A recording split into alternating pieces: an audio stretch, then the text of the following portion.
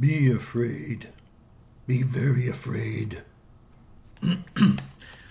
Hello, booktubers, fellow booktubers. It's John here with Heart of Darkness, Jospeh Conrad, the author. And I just thought I should go through this with you. Look at that. Very thin, very short little book. But this packs a punch. Okay. So, Heart of Darkness takes place in the late 1890s. It was published in 1902. It's kind of a semi-autobiographical account by Conrad of his own adventures as a captain of a steamship going through the Congo River. Maybe it is the Congo River, but first of all, you have to get onto the Nile. He talks about, early on, Marlowe, our protagonist, talks about when he was a child. He would fold out a map and look at all the great places of the world, and he looked at Africa and pointed at it, and he says, I want to go there someday. And so he has had quite a career as a captain, and has gone on the oceans and been to many different continents and whatnot. And now Marlowe wants to go to Africa and discover what's there. And boy, is he going to discover what's there. This novel is very deep, very deep. It is a voyage not only into this really unknown country, certainly to white Europeans. It's still fairly unknown. They're starting to mine raw materials and whatnot in Africa, and of course treating the natives not very well at all. And this is a time before World War I when all the European countries, practically all of them, who had any power at all, were building their empires. So they had these colonies in Africa, and just walked right in and said, hi, we're taking over. And this is the build-up to World War I. Capitalist greed is a big theme here, and exploitation of resources and people, of course. Very honest account, I believe. And so because Marlowe wants adventure, that's his big thing, is he wants a sea adventure, right? In this case, it's fresh water. But he wants to get off land again and back onto a ship. So he gets a job with a Belgium company.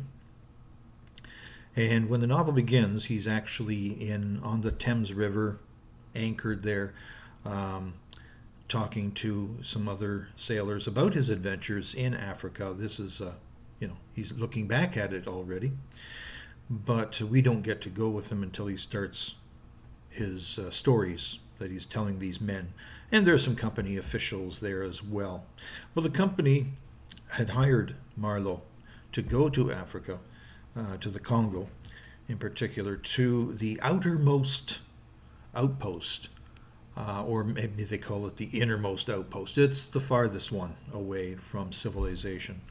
And there is a man named Kurtz, who back in Europe was regarded as a magnificent, educated, cultured speaker and writer. The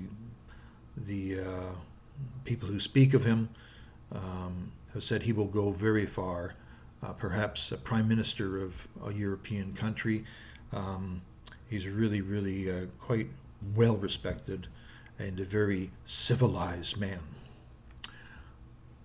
So he is the agent in the innermost station that Marlowe has been instructed to go to and replace, because the man has not been heard from for a long time, the Kurtz, and they're getting worried.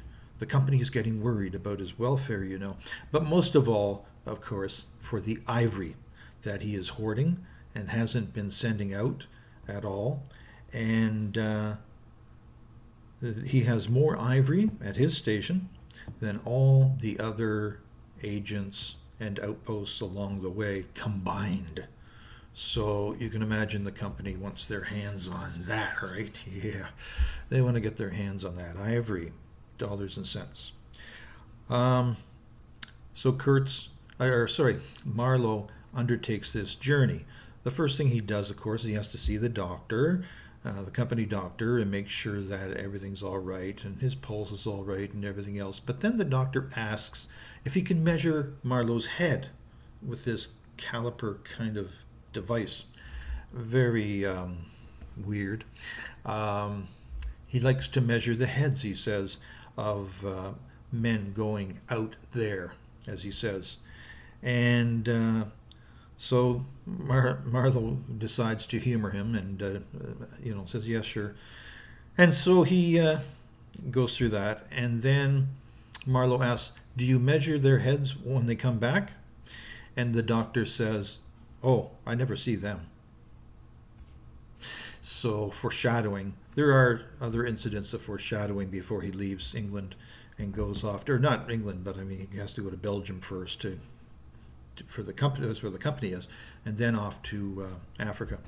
When he finally gets to his first stop in Africa, he sees a ridiculous situation where Europeans are doing crazy things. For example, at this outpost, they have a bunch of black slaves working away at, I believe it's building a railroad. And that's what they tell Marlowe. And Marlowe's looking around and he can't find any tracks or a path for tracks or anything. But he does see that they're blowing up with dynamite. They're blowing up this rock face structure. And he watches it, the big explosion in the distance there. And then he waits for the dust to settle. And he looks and he realizes it's the same as it was before the explosion, like it had no effect. And similarly, in that place, all kinds of strange and horrible things are going on that seem absolutely ludicrous. He's just scratching his head thinking, what is going on here? I hope I get out of here soon and on to my ship. Well, to get to the ship that he's to take charge of and to relieve the captain who's dead, he has to take this hike, 200 miles, I believe it is. Maybe you can correct me on that if I'm wrong. Is it 100 miles, 200 miles? I think it's 200 miles. He has to hike out there with these other people with him helping out. And when he finally gets to the, I guess, riverside or whatever, he sees that the steamship that he is to pilot is half sunk in the water.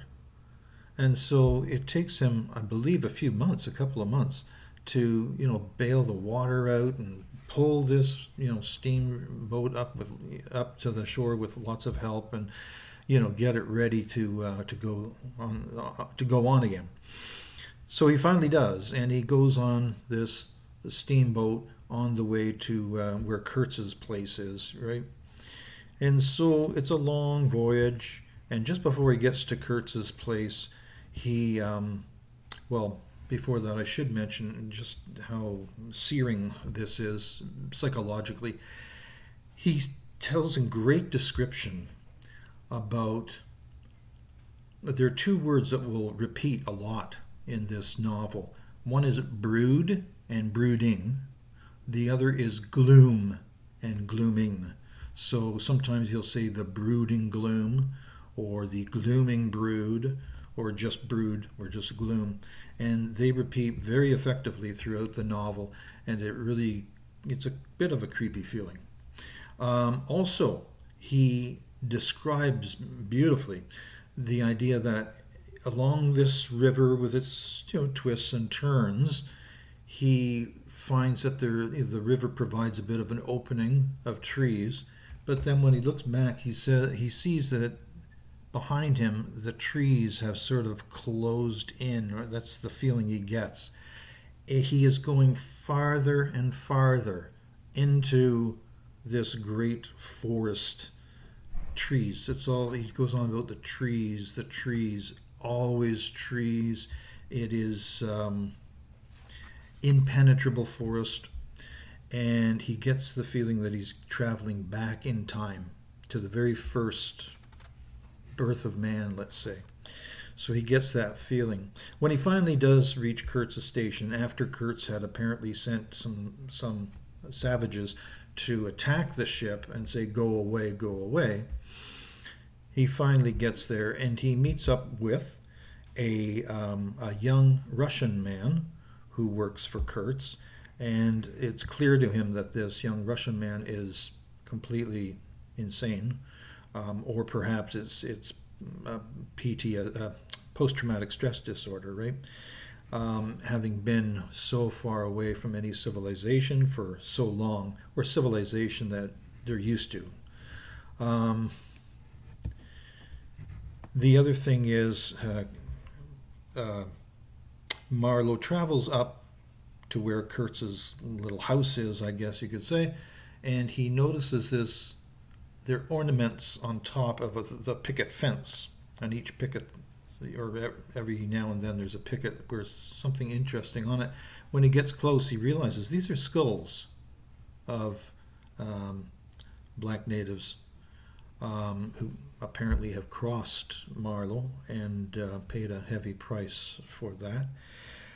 Pretty creepy. So when he finally meets Kurtz, he can see that he's he's very sick, probably has a number of tropical diseases which are going around, and won't last too much longer. But he basically tells Kurtz that, you're coming with me. Marlowe also reads I suppose a book or an essay that Kurtz has written about how he wants to civilize and enlighten the black natives of this continent on the correct way of living, I guess, which is supposedly the European civilized way, and bringing, of course, Christianity to the natives.